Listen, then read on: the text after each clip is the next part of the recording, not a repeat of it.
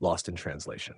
Once upon a time, in the bustling city of Cardiff, a young woman named Eliza found herself newly employed at an international firm that dealt with clients from around the world. Eager to make a strong impression and prove her worth, she volunteered to lead a critical project with a French client, Olivier, who spoke limited English. Eliza, whose grasp on French was elementary at best, believed her enthusiasm and quick learning could bridge any gaps.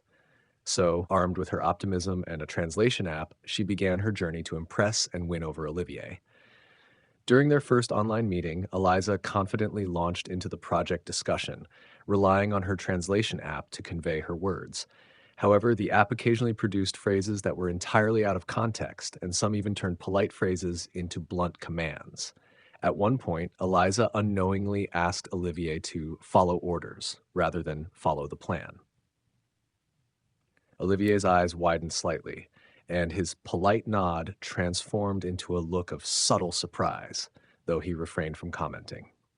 Over time, more phrases were twisted, and each word, each misunderstanding, chipped away at Olivier's trust in her, despite her genuine attempts to clarify her intentions. She felt a nagging sense that something was wrong, but with her commitment to her goals and refusal to admit her shortcomings, she pressed on, unaware of the impression she was leaving. As the project advanced, so did the complexities of their interactions.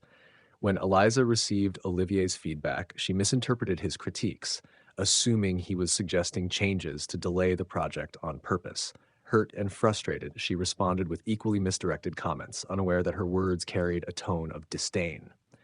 Olivier, now puzzled and somewhat offended, began to limit their communication to terse messages and brief calls. Soon their collaboration turned sour, and Eliza found herself struggling with a project that had once been a source of pride. In her determination to do well, she hadn't realized that her attempts to simplify the language barrier had, in fact, deepened the misunderstanding. By ignoring the importance of precise, culturally aware communication, she had inadvertently created a rift that widened with every exchange. In the end, Eliza's manager had to step in and reassign the project. Eliza felt defeated, grappling with the consequences of her choices. She understood, too late, the true cost of her reliance on technology without truly learning about Olivier's language and culture. Her intentions had been good, but her actions had shown otherwise. She realized that language isn't just a tool, but a bridge to understanding, and that bridge cannot be hastily built. The trust and respect that had been lost through each mistranslation was hard to rebuild. Eliza's story teaches us that when dealing with others, especially in a multicultural context, it is critical to approach communication with humility, patience, and respect for nuances.